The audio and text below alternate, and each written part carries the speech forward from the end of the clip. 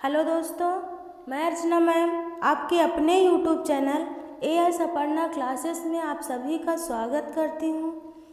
आज हम आपको पढ़ाने वाले हैं कक्षा 10 के हिंदी खंड काव्य के तीसरे लेसन रसखान द्वारा रचित सवैये। इसमें श्री कृष्ण की महिमा का वर्णन किया गया है। आइए हम लोग इसे पढ़ते हैं।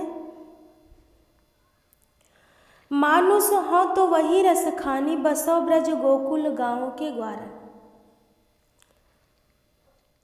रसखान जी भगवान श्री कृष्ण से विनती करते हुए कहते हैं कि मानुष हो तो वही रस खान। रसखान जी कहते हैं कि हे ईश्वर, हे भगवान श्री कृष्ण, यदि मैं अगले जन्म में मनुष्य हूँ, यदि मैं अगले जन्म में मनुष्य हूँ तो वही मनुष्य हूँ। यदि मैं अगले जन्म में मनुष्य हूँ तो वही मनुष्य बनूँ जो बसो ब्रज गोकुल गाँव के ग्वारन। जो बसो मतलब निवास करे, ब्रज मतलब ब्रज के, गोकुल गांव के, ग्वारन ग्वाल बाल के बीच में। हे ईश्वर, यदि मैं अगले जन्म में मनुष्य का जन्म लूं तो मैं वही मनुष्य बनूं जो ब्रज के, गोकुल गांव के, ग्वालों के बीच में बसो निवास करे। जो पशु हो तो कहा बस मेरो। जो पशु, यदि मैं पशु हूँ, पशु मतलब जानवर हूँ, यदि मैं पशु हूँ या बनूँ, यदि मैं पशु बनूँ तो कहाँ बस मेरो, तो मेरा बस नहीं है कि मैं ग्वाल बाल के बीचों में रह सकूँ। हे ईश्वर, मान लो मैं मनुष्य न बनूँ, यदि पशु बनूँ तो कहाँ बस मेरो, तो मेरा बस नहीं है कि मैं मानवों के बीच में, ग्वाल बालों के बीच में रह सकूं। लेकिन मुझ पर इतनी दया करना कि जब मुझे पशु बनाना, जानवर बनाना, तो मुझे वही जानवर बनाना जो चरो नित नंद की धेनु मझारन। चरो मतलब चरे, नित मतलब हमेशा, नंद मतलब नंद बाबा की, धेनु मतलब गायों के, मझारन मतलब बीच में। हे ईश्वर, यदि मुझे पशु बनाना, जानवर बनाना, तो मुझे वही जानवर बनाना जो नंद बाबा की गायों के बीच में हमेशा चरे या चरते हैं। आगे देखते हैं। पाहन हो तो वही गिरी को, जो धरो कर छत्र पुरंदर धारण। पाहन हो, हे ईश्वर, यदि मैं मनुष्य भी ना बनूं, पशु भी ना बनूं, मान लो मैं पाहन, यदि मेरा जन्म पत्थर हो, यदि मेरा जन्म पत्थर हो तो वही गिरी को, तो मैं उसी, गिरी मतलब पर्वत को मतलब का, मैं उसी पर्वत का पत्थर बनना चाहूँगा जो धर्यो, जो रखा था, धर्यो मतलब रखा था, कर मतलब हाथों में, हाथों पर, छत्र मतलब छतरी के रूप में। मैं उसी पर्वत का पत्थर बनना चाहूँगा, मैं उसी गोवर्धन पर्वत का पत्थर बनना चाहूँगा जिस पर्वत को श्री कृष्ण ने अपने हाथों पर छतरी के रूप में रखा था। किस लिए रखा था? पुरंदर धारण। पुरंदर मतलब इंद्र जी के, पुरंदर मतलब इंद्र भगवान के धारण, गर्व को नीचा दिखाने के लिए मैं उसी गोवर्धन पर्वत का पत्थर बनना चाहूँगा अगले जन्म में। यदि मेरा जन्म पत्थर में हो तो मैं उसी पर्वत का पत्थर बनना चाहूँगा जिस पर्वत को श्री कृष्ण ने इंद्र जी के गर्व को नीचा दिखाने के लिए अपने हाथों पर छतरी के रूप में रखा था। जो खग हो तो कहाँ बस मेरो, जो खग हो तो बसेरो करो। जो खग हो, यदि मैं मनुष्य ना बनूं, पशु ना बनूं, पत्थर भी ना बनूं, मान लो मेरा जन्म कहाँ हो, खग, पक्षी के रूप में। यदि मेरा जन्म पक्षी के रूप में हो तो बसेरो करो, तो मैं निवास करूं। बसेरो करो मतलब निवास करूं, बसेरा लूं, मिली कालिंदी कूल कदम्ब की डारन। जहाँ पर मिली मतलब मिलती है, कालिंदी मतलब यमुना नदी, कालिंदी मतलब यमुना नदी का, कूल मतलब किनारा, कदम्ब मतलब कदम के वृक्ष की, डारन मतलब डाल हो। मैं उसी कदम्ब की डाल पर निवास करना चाहूँगा यदि मैं क्या बना, पक्षी बना। अगले जन्म में यदि मैं पक्षी बना तो मैं उसी कदम्ब की डाल पर निवास करना चाहूँगा जो यमुना के तट पर, यमुना नदी के किनारे पर मिलती है, या वही कदम के डाल पर मैं रहना चाहूँगा, बसेरा करना चाहूँगा जिसकी डालें यमुना नदी के किनारे पर मिलती हैं। मिली मतलब मिलती हैं। ध्यान दीजिएगा, कालिंदी कूल कदम्ब का की आवृत्ति हुई है, जिसकी वजह से यहाँ पर अनुप्रास अलंकार है, भक्ति रस है, सवैया छंद है, जानते हैं आप लोग। आजू गई होती भो रही हूँ, रस खानी रही वही नंद के भाव नहीं। एक दिन एक सखी गई होती है नंद बाबा के घर और वहाँ से लौट कर आती है तो वहाँ पर हुए क्रियाकलाप का वर्णन अपनी दूसरी सखी से करती है। क्या कहती है, आजू गई होती भो रही हूँ। आजू मतलब आज, गई होती थी, आज मैं गई थी। भोर ही हूँ सवेरे सवेरे, भोर ही हूँ मतलब सवेरे सवेरे, भोर मतलब सवेरा, भोर ही हूँ सवेरे सवेरे। रसखान जी कहते हैं कि एक सखी अपनी दूसरी सखी से बताती है कि हे सखी, आज मैं सवेरे सवेरे ही गई थी। कहाँ गई थी, वही उसी नंद बाबा के भवनई घर। आज मैं उसी नंद बाबा के घर गई हुई थी, रही और मैं वहीं रम गई मतलब मुझे बहुत अच्छा लगा। वाको जियो जुग लाख करो, वाको श्री कृष्ण, वाको मतलब श्री कृष्ण, जियो जिए, जुग युग, लाख लाखों, करोड़ करोड़ों। वो कहती है वो श्री कृष्ण, वाको मतलब वो श्री कृष्ण जिए, कब तक जिए, लाखों करोड़ों युगों तक जिए। वो श्री कृष्ण लाखों करोड़ों युगों तक जिए। जसोमति को सुख जात कहो नहीं, जिसे देखकर यशोदा, जसोमति मतलब यशोदा माँ के, सुख मतलब सुख, जात कहो नहीं, कहा नहीं जाता, जात मतलब जाता, कहो मतलब कहा, नहीं मतलब नहीं। जिसे देखकर वो श्री कृष्ण की उम्र बहुत लंबी हो, अर्थात करोड़ों वर्ष जिए, लाखों वर्ष जिए, जिसे देखकर जो यशोदा माँ का सुख है उसका वर्णन किया नहीं जाता या कहा नहीं जाता। तेल लगाई के अंजन भौहें बनाई डिठौने। तेल लगाई मतलब जब वो सखी, वो गोपिका गई थी कहाँ, श्री कृष्ण के घर, नंद बाबा के घर, तब उसने देखा था, क्या देखा था कि तेल लगाई, जो यशोदा माँ थी वो तेल लगा रही थी, किसे, श्री कृष्ण के। लगाई के अंजन, और क्या लगा रही थी, अंजन मतलब काजल, और क्या लगा रही थी, काजल, तेल लगा रही थी और काजल लगा रही थी। भौहें बनाई, और उसी काजल से भौहें बना रही थी, बनाई मतलब बना रही थी, उसी काजल से आँख के ऊपर जो भौं होती है उसी काजल से यशोदा माँ श्री कृष्ण के भौहें बना रही थी। बनाई डिठौनई मतलब काला टीका, और उनके माथे पर काला टीका बना रही थी, लगा रही थी। डारी हमेलन हार निहारत वारत ज्यों चुचकारत छेव नहीं। डारी मतलब डालकर, हमेलन हार गले में पहने जाने वाला हार जो श्री कृष्ण पहनते थे उसका नाम दिया गया हमेलन हार।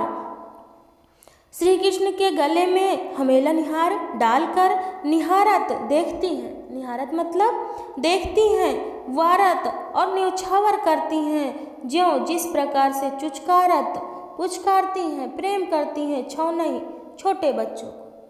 यशोदा माँ ठीक उसी प्रकार से श्री कृष्ण को प्रेम करती हैं जैसे कोई एकदम छोटे से बच्चे को पुचकारता हो, प्रेम करता हो और उन्हें हार पहनाकर, हमेलन हार पहनाकर देखते हुए अपना पूरा प्रेम वारत न्यौछावर करती हैं।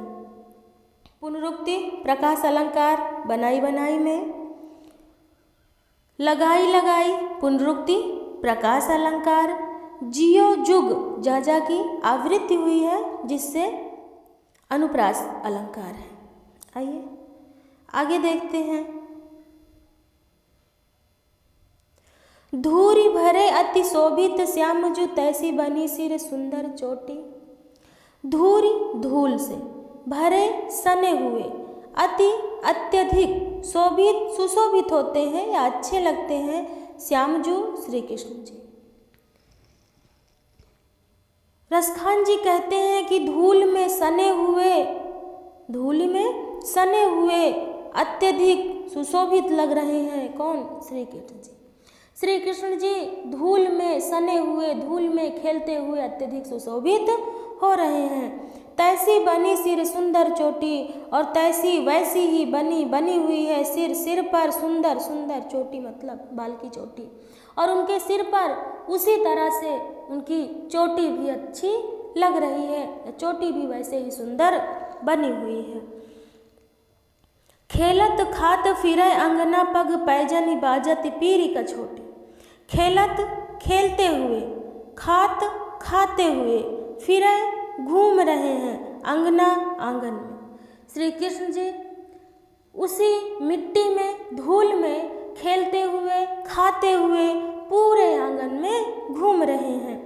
पग पैरों में, पैजनी पायल, बाजती बज रही है, पीरी पीली, कछोटी लंगोट। श्री कृष्ण जी पैरों में पायल बजाते हुए, पीली लंगोट पहने हुए, पूरे आंगन में खेलते हुए, खाते हुए, फिरे घूम रहे हैं। वह छवि को रस खानी बिलोकत वारत काम कला निधि कोटि। वह छवि, उस छवि को बिलोकत देख करके रसखान जी कहते हैं कि उस छवि को या उस परछाई को या उस दृश्य को बिलोकत देख करके वारत न्यौछावर कर रहे हैं कौन? कामदेव जी कला निधि, अपनी कला निधियों को कोटि करोड़ों। रसखान जी कहते हैं कि श्री कृष्ण के इस दृश्य को देखकर जो कामदेव हैं वे भी अपनी करोड़ों कला निधियों को उनके ऊपर न्यौछावर कर रहे हैं। और इन सभी दृश्यों को देखते हुए एक सखी अपनी दूसरी सखी से बताती है कि काग के भाग बड़े सजनी हरी, हाथ से ले गयो माखन रोटी। हे सखी सजनी, हे सखी, उस काग कौवे के भी भाग्य बड़े बहुत बड़े हैं। उस कौवे के भी भाग्य बहुत बड़े हैं जिसने हरि हाथ से ले गयो माखन रोटी। हरि मतलब श्री कृष्ण के, हाथ मतलब हाथ से, ले गयो मतलब ले गया माखन और रोटी। कहती है कि हे सखी, उस कौवे के भी भाग्य बहुत बड़े हैं जिसने श्री कृष्ण के हाथों से माखन और रोटी ले गया। आगे देखते हैं। जा दिन ते वह नंद का छोरा, या बन धेनु चराई गयो है। जा दिन ते जिस दिन से, जा दिन ते मतलब जिस दिन से वह नंद का छोरा, उस नंद बाबा का छोरा मतलब लड़का अर्थात पुत्र, उस नंद बाबा का पुत्र, वो नंद बाबा का पुत्र अर्थात श्री कृष्ण जिस दिन से वन इस जंगल में धेनु गायों को चराई गयो है, चराकर गयो है, चला गया है। जिस दिन से उस नंद बाबा का पुत्र अर्थात श्री कृष्ण इस जंगल से गायों को चराकर गया है। मोहिनी तान निगोधन गावत बेनु बजाई रिझाई गयो है। मोहिनी तान में, मोहिनी मतलब मोहिनी तान में मन को मोह लेने वाली, ताननी आवाज में, तान में, सुर में, गोधन गायों को चराते समय गाया जाने वाले गीत को गोधन कहा जाता है। गोधन को गावत गाते हुए, बेनु बंसी को बजाते हुए, रिझाई गयो है हमें प्रसन्न करके चला गया है, अर्थात हमारे मन को मोह लिया है। जिस दिन से वो नंद बाबा का पुत्र अर्थात श्री कृष्ण इस वन से, इस जंगल से गायों को चराकर चला गया है, मोहिनी तान में, मोहिनी आवाज में, मोहिनी सुर में गायों को चराते समय गीत गाते हुए, बंसी को बजाते हुए वो हमें प्रसन्न करके चला गया है। वह दिन सो कछु टोना सो कर, वह दिन से, उसी दिन से, वह दिन सो उस दिन से कछु टोना सो कर, ऐसा लगता है कि कुछ टोना जादू सा करके चला गया हो। उसी दिन से ऐसा लगता है कि उसने कुछ जादू सा करके चला गया है। रसखानी हिये में समाई गयो है। रसखान जी कहते हैं कि एक सखी दूसरी सखी से बताती हुई कहती है कि हे सखी, उसी दिन से ऐसा लगता है कि कुछ जादू सा कर के चला गया है, कुछ जादू सा हो गया है। ऐसा लगता है मानो हिये में समाई गयो है, कि वो हिये मतलब हृदय में, समाई मतलब समाहित हो गया है, बस गया है। ऐसा लगता है कि वही श्री कृष्ण ही हमारे हृदय में बस गया है। कोऊ न काहू की कहानी करे से गरो ब्रज वीर बिकाई गयो है। कोऊ ना कोई भी, न मतलब नहीं, काहू की किसी की, कोई भी किसी की भी नहीं, कहानी करे कोई किसी का कहना नहीं मानता, या फिर कहानी करे मतलब चिंता करना, कोई किसी की चिंता नहीं करता, कोई किसी की परवाह नहीं करता है। सिगरो ब्रज वीर बिकाई गयो है।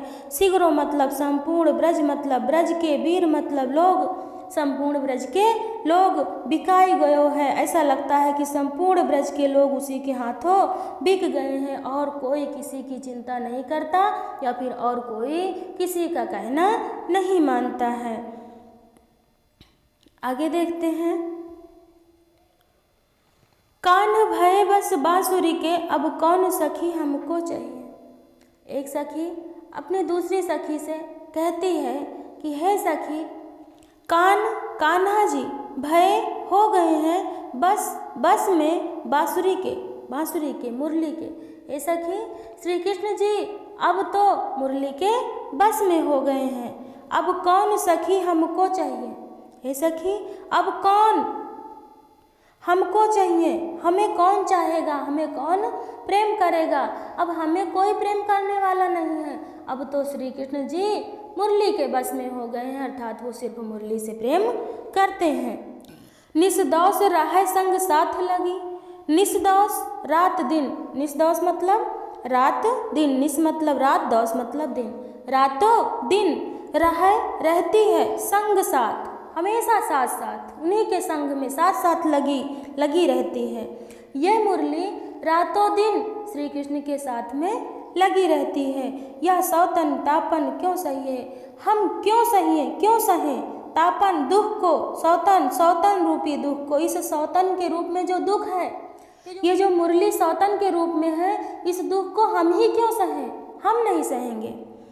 जिन मोहि लियो मन मोहन को, जिन मतलब जिसने, मोह लिया है मन मोहन, मन को मोहने वाले, अर्थात श्री कृष्ण, जिसने मन को मोह लेने वाले अर्थात श्री कृष्ण को ही मोह लिया है। रसखान जी कहते हैं कि एक सखी दूसरी सखी से कहती है कि हे सखी, जिसने मन को मोह लेने वाले श्री कृष्ण को ही मोह लिया है, सदा हमेशा हमको दहिए दुख पहुँचाएंगे। वो मुरली हमेशा ही हमें दुख देगी, दहिए दुख देगी, दहिए मतलब दुख देगी। वो मुरली हमें हमेशा दुख देगी। मिली आओ सबे सखी भागी चलें, अब तो ब्रज में बांसुरी रही है।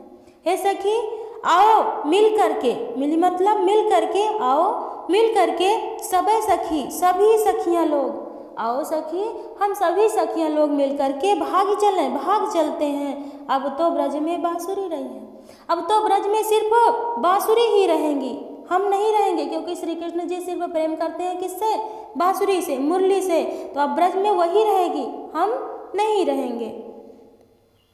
अगला देखते हैं। मोर पखा सिर ऊपर राखियों, गुंज की माल गरे पैरों। सखियाँ एक दूसरे के साथ मिलकर खेल रही होती हैं, और एक सखी को श्री कृष्ण का रूप दिया जाता है और वो नाटक करती है श्री कृष्ण के रूप में। तो वो कहती है कि मैं सारे रोल को अदा करूँगी, जो जो श्री कृष्ण को अच्छा लगता है मैं वो करूँगी, लेकिन क्या नहीं करूँगी? आइए आगे देखते हैं। मोर पखा मोर के पंख, मोर पखा मतलब मोर के पंख को सिर के ऊपर राखी हो रख लूँगी। एक सखी दूसरी सखी से कहती है कि हे सखी, जैसे श्री कृष्ण जी अपने सर के ऊपर मोर के पंख को रखते हैं, उसी तरह से मैं भी सिर के ऊपर मोर के पंख को रख लूँगी। गुंज की माल गले पहनूंगी, और गुंजे की जो माला होती है जिसे श्री कृष्ण जी अपने गले में पहनते हैं, उस गुंजे की माला को गले में पहन लूँगी। मैं भी उस गुंजे की माला को अपने गले में पहन लूँगी।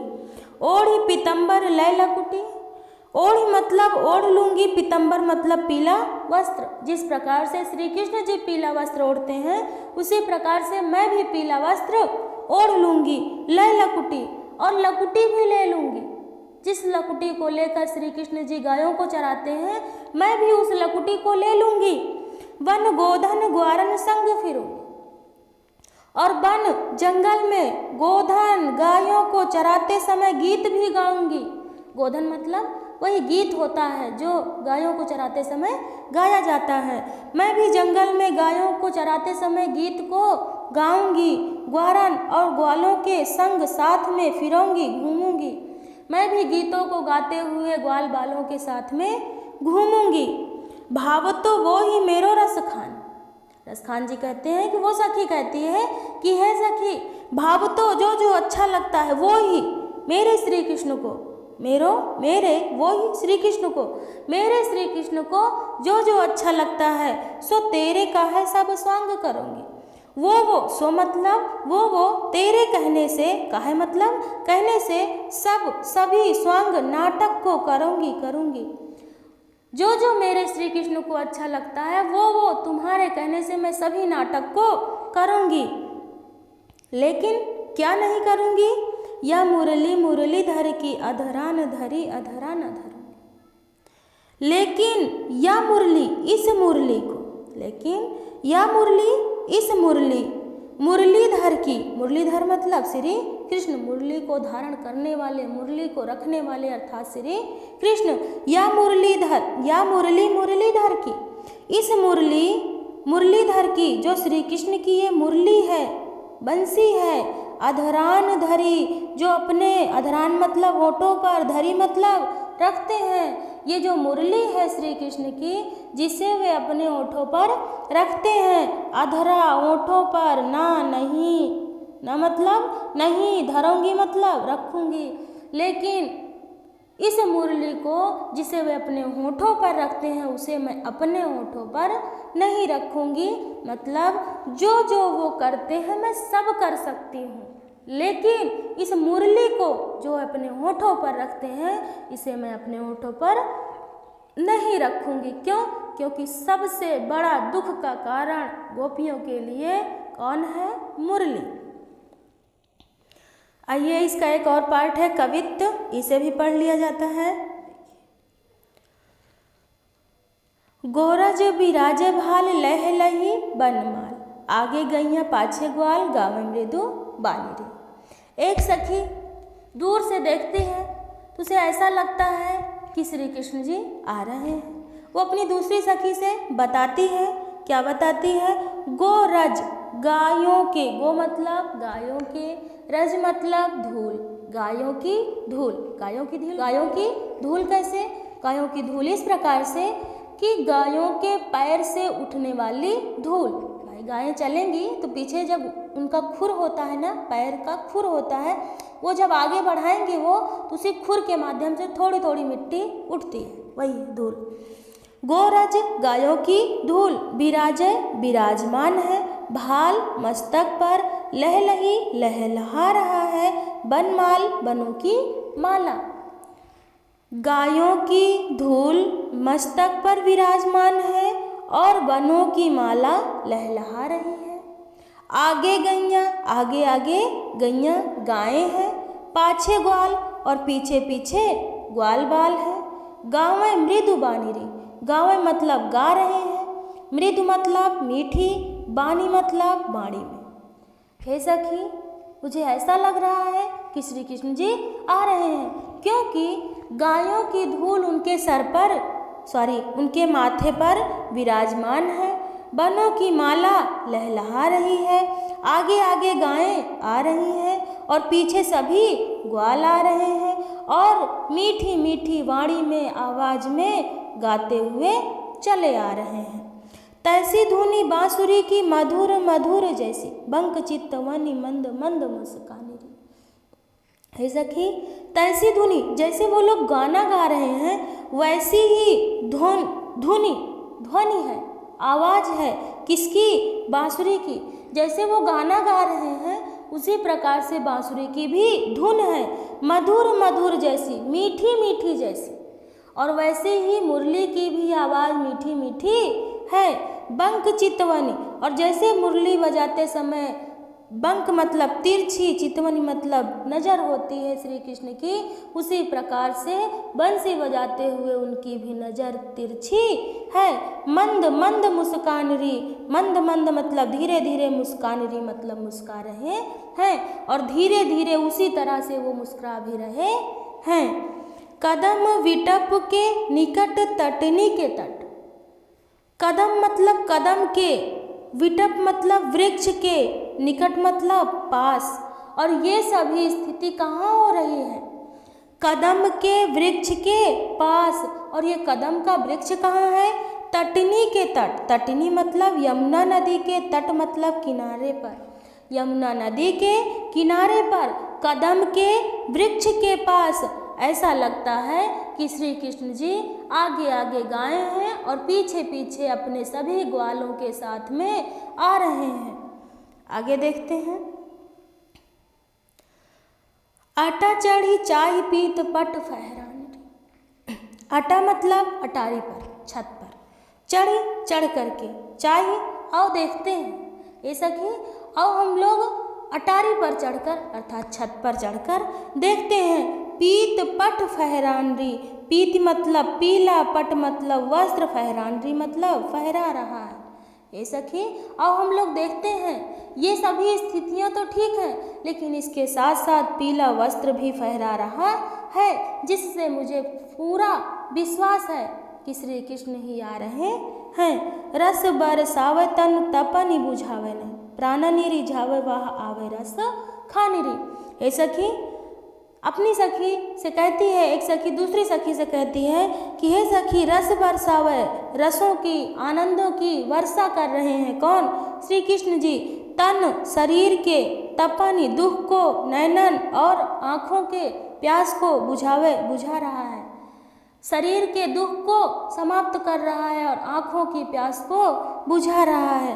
प्राणनि रिझावे, और प्राणों को, प्राणनि मतलब प्राणों को, रिझावे मतलब प्रसन्न कर रहा है। मुझे ऐसा लगता है कि वह आवे, आ रहा है, रस खानी, रसों की खानी अर्थात श्री कृष्ण। ऐसा लगता है कि वो श्री कृष्ण ही चला आ रहा है।